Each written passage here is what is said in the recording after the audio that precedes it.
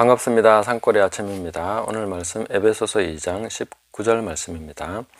그러므로 이제부터 너희는 외인도 아니요 나그네도 아니요 오직 성도들과 동일한 시민이요 하나님의 권속이라. 아멘. 자, 오늘 이 본문에서 우리는 네 가지 우리 자신의 정체성에 대해서 확인할 수가 있습니다.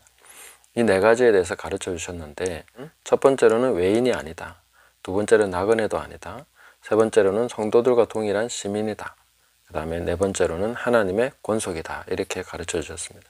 이 권속이란 말은 가족이라는 뜻이죠. 자, 이렇게 네 가지를 가르쳐 주셨는데, 여기서 우리가 주목해서 봐야 될 단어는 이제부터라는 단어입니다. 우리가 보통 이런 네 가지 정체성 얘기하면은 나 이렇게 못 살고 있는데 어떻게 해야 되지? 이렇게 이제 생각하기 쉽습니다. 근데 이렇게 생각하기 이전에 우리가 중요한 것을 점검을 하고 넘어가야 됩니다. 뭐냐면은 이제부터라고 말씀하셨는데, 지금부터 너희는 바로 이런 사람이 되어 있는 것이다. 지금 내가 바로 이런 사람이다 라고 성경이 가르쳐 주는 것입니다. 세상 어디에 가도 내가 이런 사람이라는 것에 대해서 얘기해 주지 않습니다. 그리고 성경 외에 어떤 곳에서도 이런 정보를 얻을 수가 없습니다. 오직 하나님의 말씀, 기록된 성경 말씀만이 이 부분에 대해서 우리에게 가르쳐 주고 계십니다. 그래서 우리가 성경 말씀을 기초로, 기본 바탕으로 해서 모든 생각과 우리 자신에 대한 이해와 이런 것들을 다 개혁해 나가야 됩니다. 전부 다 바꿔야 됩니다. 뒤집어 놔야 되는 것이죠. 그래서 오늘 이 말씀, 그리고 앞으로 이런 류의 내용을 성경에서 읽게 될 때 어떻게 생각해야 되는가 하는 기본적인 그런 패턴을 말씀드리겠습니다. 이미 내가 그런 존재가 됐다라고 성경이 말씀해 주고 있죠. 그리고 과거형으로 기록한 내용이 참 많습니다. 그런데 이런 것을 읽을 때 우리는 당황스러운 거죠. 내가 그렇지 않은데 성경이 그렇다 하니까 내가 가짜인가, 이런 식으로 이제 생각하기 쉽습니다. 물론 지금 현재로만 보면 내가 가짜처럼 보일 수 있습니다. 그러나 제가 이 생명의 원리에 따라서 우리가 생각해야 된다라고 말씀을 드리고 싶습니다. 생명의 성령의 법인 것이죠. 왜냐하면은 예를 들면 이런 것입니다. 제가 주상형 사과나무를 심었습니다. 주상형이라는 것은 기둥처럼 쭉 자라는, 그래서 이 좁은 정원이나 이런 데 여러 나무를 심어서 관리하기 아주 쉬운, 그 옆으로 가지가 안 퍼지기 때문에 원래 사과나무를 이렇게 또 일부러 이렇게 키웁니다. 좁게. 어린 묘목들을 보면 주상형인지 보통 사과나무인지 복숭아 나무인지 자두나무인지 잘 구분이 안 됩니다. 거의 비슷해 보이죠. 근데 묘목 장사가 이건 주상형이라 하니까, 그리고 사진 보니까 이거 참 기둥처럼 쭉 자라가지고 사과가 탐스럽게 열려있는 그런 사진을 보고 이 나무가 그 나무냐고 이렇게 하고 사는 것이죠. 그랬으니까 제가 이제 이 나무를 심어 놓고 이것을 관리를 해줍니다. 물도 주고 영양분도 공급하고 적절한 햇빛이 자라도록 하고 잡초도 제거해주고 이런 식으로 관리하는 것이죠. 그러면 이제 이 나무가 뿌리를 내리고 점점 자라면서 이 나무만이 가지고 있는 특성을 나타내기 시작한다 하는 것입니다. 이 특성이 나타나기 시작할 때부터는 그것이 주상형 사과나무인지 정확하게 구분이 되기 시작합니다. 점점 구분되겠죠. 그리고 열매가 딱 맺혔을 때 그때는 확실하게 이게 사과나무가 맞구나 라고 확인이 되는 것입니다. 근데 생명의 원리라는 것은 시간이 걸린다는 거죠. 그런데 이걸 종교에 대입하면 어떤 방식이 되느냐 하면은 아무 막대기나 꽂아 놓고 열심히 관리해서 주상형 사과나무를 만들어서 열매를 맺히게 해야 된다는 식으로 하는 것이 종교라고 볼 수 있습니다. 애초에 그런 생명이 없는데 그런 유전자가 포함되지 않은 나무를 갖다 심어 놓고 그런 식으로 만들어야 된다고 얘기하는 거죠. 그거는 아무리 노력해도 안 되는 것입니다. 그러나 우리가 믿음으로 사는 삶에 있어서도 분명히 노력과 관리와 여러 가지 중요한 그런 행위들이 필요합니다. 근데 그것은 생명 자체를 바꾸는 것이 아니라 그 생명을 돕기 위한 활동에 불과한 것이죠.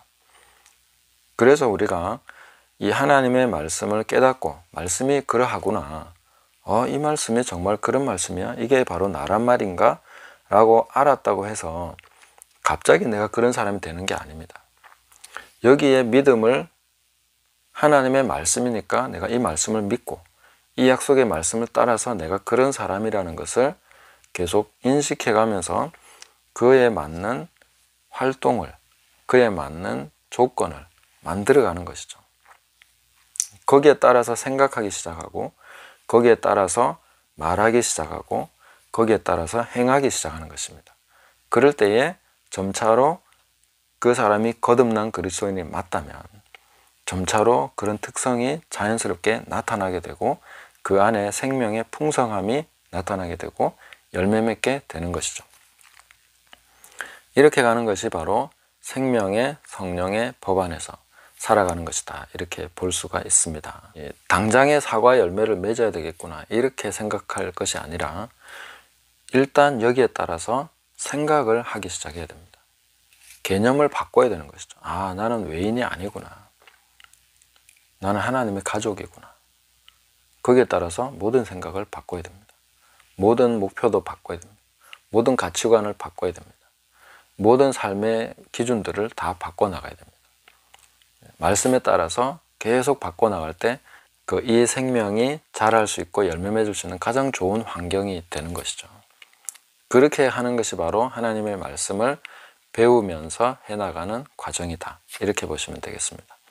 자, 그러면 하나씩 살펴보면요, 외인이 아니다 라는 것은 아브라함의 복을 받는 그런 사람이 되었다. 유대인이 아니지만 유대인과 같은 유업을 받게 됐다, 이렇게 말씀해 주고 있는 것입니다. 그래서 다르게 적용을 하면 이 세상에 대해서는 이제 외인이 됐다. 이제는 세상 사람들이 나를 이방인으로 보게 되는 이런 식으로 바뀐 것입니다. 그리고 나그네가 아니다. 지나가는 나그네가 아니라 하나님 나라에 이제 소속이 됐기 때문에 너희는 고향이 있는 사람이야. 그리고 너희는 하나님 나라에 소속된 백성으로서 지금 살아가고 있는 것이지. 그러니까 너희는 나그네가 아니야. 그러면 이것도 반대로 적용하면 바로 이 세상에서는 항상 나그네로 살아가는 것이다 라고 말씀해 주고 있는 것이죠. 하나님 나라의 나그네가 아니기 때문에 이 세상 나라에서는 나그네인 것이죠. 그냥 지나가는 그런 인생인 것입니다. 그리고 이제 성도들과 동일한 시민이다. 하나님 나라의 시민권을 가졌다. 그것은 일종의 권리, 분깃, 자격 이런 것들을 갖추게 됐다는 것입니다. 그렇기 때문에 이 부분에 대해서 우리가 늘 생각하면서 내가 하나님 나라의 시민으로서의 그 품격과 지위와 내가 누릴 수 있는 그런 것들까지도 우리가 계속 배워나가면서 하나씩 해나가야 되는 것입니다. 이것도 반대로 적용하면 이 세상에서는 시민권 박탈당하고, 이 세상에서는 빼앗기고, 이 세상에서는 소외당하고 권리를 박탈당하고 뭐 이런 식으로 돼도 우리는 기쁘게 하나님 나라의 시민이니까 그렇게 갈 수 있는 것이죠. 그래서 환난이나 박해나 이런 것들이 일어날 때 이 알곡과 가라지가 분명하게 구별되는 것은 바로 이런 시점입니다. 내가 하나님 나라의 시민이기 때문에 이 세상에서 빼앗기고 부당한 대우를 당하고 법적인 보호를 받지 못하고 그런 거에 대해서도 기쁘게 주님을 위해서라면 내가 하나님 나라의 시민이기 때문에 기쁘게 감당할 수 있게 되는 것입니다.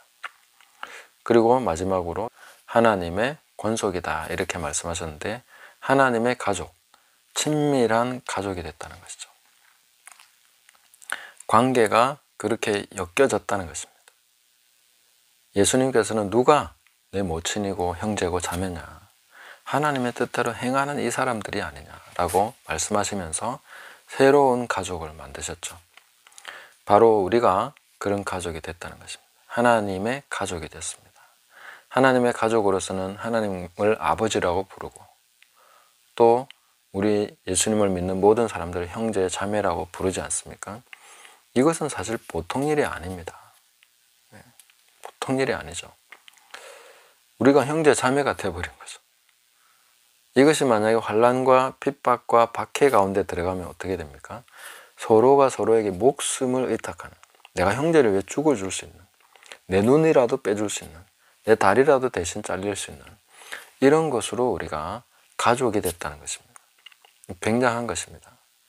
그리고 반대로 이것도 적용해 보면 혈과 육으로 태어난 가족으로부터는 버림받고 소외당하고 유산이나 이런 것에서 손해를 당하고 뭐 이런 일들을 겪을 때에도 내가 하나님의 가족이기 때문에 하나님의 유업을 받는 자가 됐기 때문에 기쁨으로 이 모든 것을 감당할 수 있게 되는 것이죠. 자, 이런 부분들을 우리가 살펴봤을 때에 우리 자신의 정체에 대해서 성경이 말해주고 있는 대로 계속 우리가 깨달아가고 생각을 바꾸고 마음을 바꿔나가야 됩니다. 그래서 이 세대를 본받지 말고 오직 마음을 새롭게 함으로 변화를 받아라, 이렇게 말씀하시죠. 오직 마음을 새롭게 하면, 마음을 새롭게 하면 변화를 받습니다. 왜냐하면 이미 우리가 그런 존재가 되어 있기 때문에 사과나무에 물을 주고 관리하면 사과가 맺히게 될 거야 라고 하는 것과 똑같습니다. 그것은 생명의 원리 안에서 되는 것입니다. 그래서 그 자체를 내가 생산해낼 수는 없지만 그 DNA가 이미 나한테 주어졌기 때문에, 이미 내가 그렇게 거듭난 새 피조물이 됐기 때문에 그 조건을 맞춰주고 말씀으로, 성령 안에서 믿음으로 그렇게 계속 훈련하고 조건을 만들어가면 이제 자연스럽게 그 생명이 역사함으로써 열매가 맺히게 된다 하는 것입니다. 이렇게 살아가는 것은 굉장히 즐거운 일이고, 이 부분에서 우리가 열매가 나타나는 것을 보면 아, 정말 하나님께서 나에게 주신 이 내가 새 피조물이라는 것을 확인해 가면서 또 살아갈 수 있게 되는 것입니다. 지금은 그런 것이 약하고 잘 나타나고 있지 않다 하더라도 이제는 하나님께서 그렇다 하는 것을 믿고 이 말씀을 그대로 믿고 아, 내가 바로 그런 사람이야 생각을 바꾸시고, 그 다음 뭘 바꿔야 됩니까? 말을 바꿔야 됩니다. 난 그런 사람이다 하고 인정을 해야 됩니다. 보통은 아, 그래 은혜 받았습니다, 아멘 할렐루야 하고 바깥으로 나가면 바로 인정을 못해요. 말로써 인정을 계속해야 됩니다. 난 새로운 피조물이야, 이제는 나는 죽었어, 이미 나는 하나님의 가족이야, 나는 외로운 사람이 아니야. 그렇죠?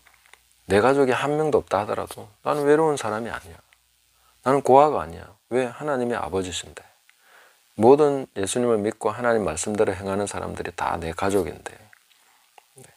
그리고 그렇게 살아가다 보면 진짜로 그런 가족들이 만나지게 되고, 또 그런 사람들이 실제 가족보다 훨씬 더 친밀하고 더 듬직하고 더 많은 기쁨과 교제 안에 그런 풍성함이 있습니다. 그런 것들을 우리가 계속해서 알아가면서 하나님께서 우리에게 말씀해 주신 바로 이런 사람이 바로 나다, 이제부터 너희는 이런 사람이다 라고 말씀하신 것처럼 지금 바로 내가 그런 사람이다 하는 것을 분명하게 믿고 마음을 바꾸고 생각을 바꾸고 말을 바꾸고, 그렇게 되면 점차로 행동도 바꿔나가게 되는 것이다 하는 것을 꼭 기억하시면서 오늘도 이 말씀 안에 거하심으로써 생명의 성령의 법으로 행하는 우리 모든 하나님의 자녀들 되시기를 예수님의 이름으로 축복합니다. 감사합니다.